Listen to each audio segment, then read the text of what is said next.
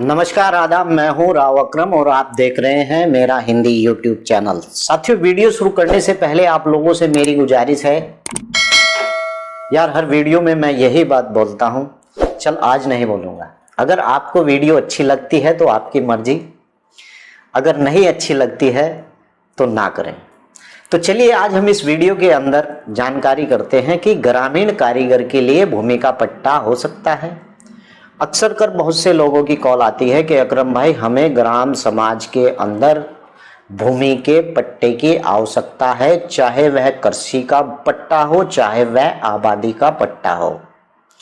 अब बात यह होती है कि पट्टा किस व्यक्ति को किया जाता है ग्राम पंचायत के अंदर और किस व्यक्ति को पट्टा नहीं किया जाता है, यानी कि क्या ग्रामीण कारीगर को भूमि का पट्टा हो सकता है? जी हाँ।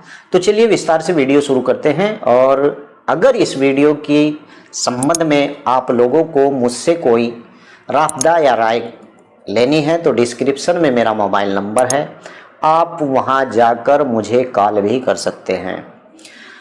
लेकिन मेरी वीडियो के नीचे कमेंट ना करें, क्योंकि मैं अक्सर कर नीचे लिखा हुआ कोई भी SMS नहीं पढ़ता हूं। अधिकतर मैंने नीचे अपने कमेंट बॉक्स को ब्लॉक किया हुआ है। साथियों, आज मैं विस्तार से बताऊंगा कि ग्राम पंचायत के अंदर किस प्रकार से पट्टा होता है और किन किन व्यक्तियों को होता है। बहुत ही अच्छी वीडियो है।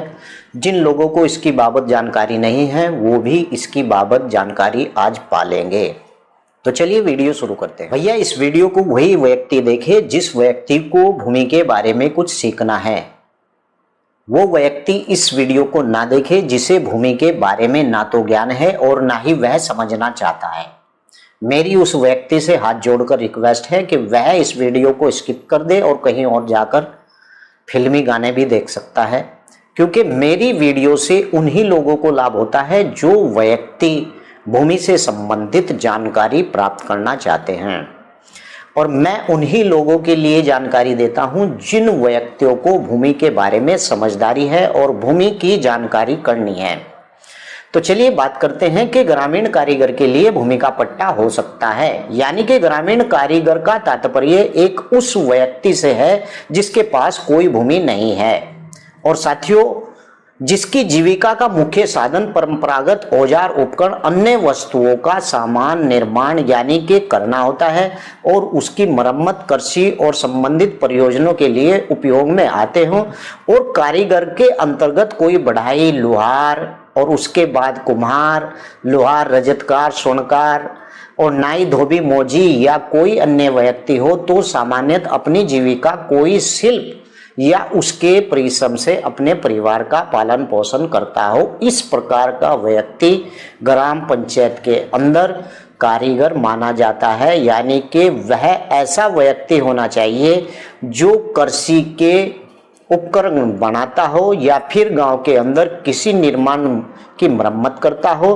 और इस पर प्रतिबंध क्या है, उस व्यक्ति को ग्रामीण कारीगर नहीं माना जाएगा। यानी उस व्यक्ति को सीधी बात कह दें तो उस व्यक्ति को गरीब नहीं माना जाएगा जिसकी आय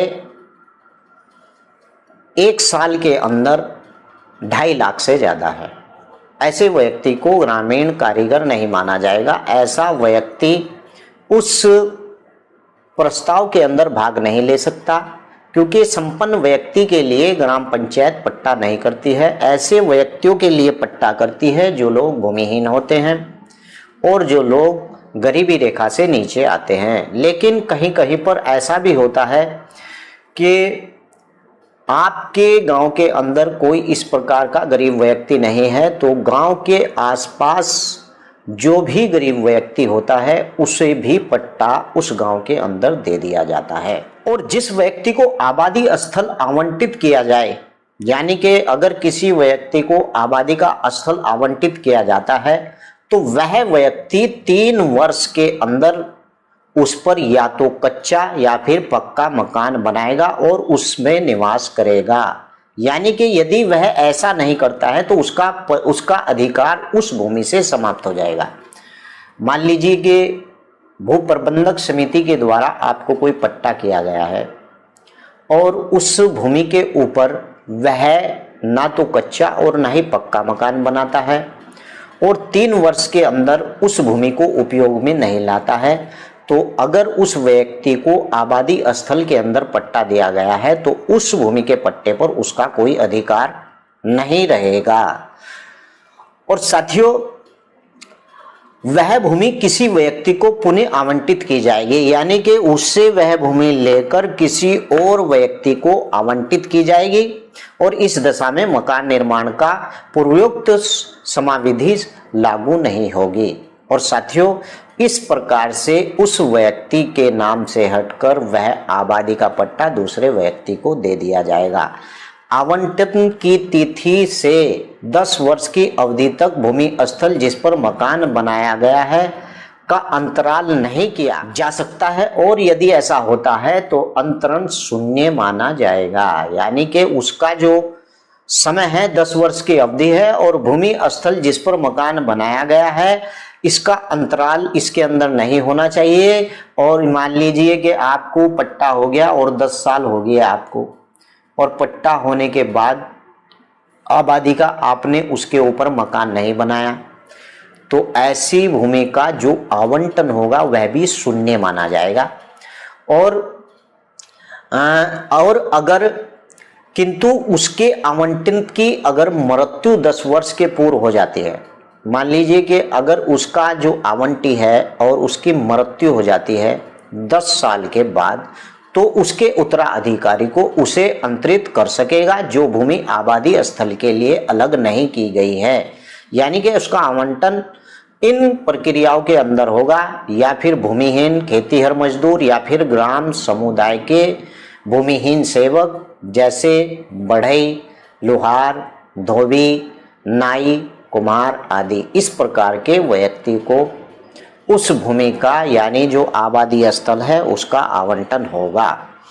तो आशा करता हूं कि आज आपको पता चला होगा कि अगर गांव के अंदर आप लोगों को पट्टा लेना है तो उसके लिए आप भूमिहीन हो या फिर आपकी आर्थिक स्थिति डामाडोल हो या फिर वह व्यक्ति ज़्यादा अमीर नहीं होना चाहिए और ऐसा व्यक्ति होना चाहिए जो व्यक्ति मकान बनाने की हैसियत रखता हो लेकिन उसके पास भूमि ना हो।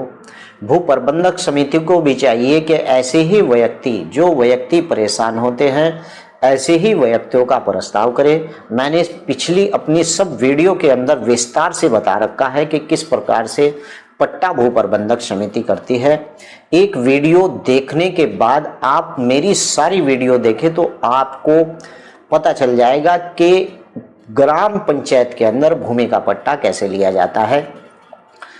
और आपको जानकारी दूं कि अगली वीडियो में मैं और अच्छी वीडियो, इससे भी ज़्यादा अच्छी वीडियो बनाऊंगा और उसके अंदर समझाऊंगा कि किस प्रकार से आपको भूमि पट्टे के लिए आवेदन करना होता है। कुछ कुछ राज्यों के अंदर यह ऑनलाइन आवेदन भी होता है, लेकिन अभी कुछ राज्यों के अंदर इसका ऑनलाइन आवेदन नहीं होता है। उसकी क्या प्रक्रिया है मैं अगली वीडियो में आपको विस्तार से बताऊंगा और आगे आपको उसमें जानकारी भी दूंगा कि अगर आपको पट्टा लेना है तो किस प्रकार से आपको ग्राम प्रधान भू प्रबंधक समिति के लिए एक लेटर प्रस्ताव करवाना होगा। तो चलिए आज की वीडियो यहीं समाप्त करते हैं। जय हिंद, जय भारत, खुदा।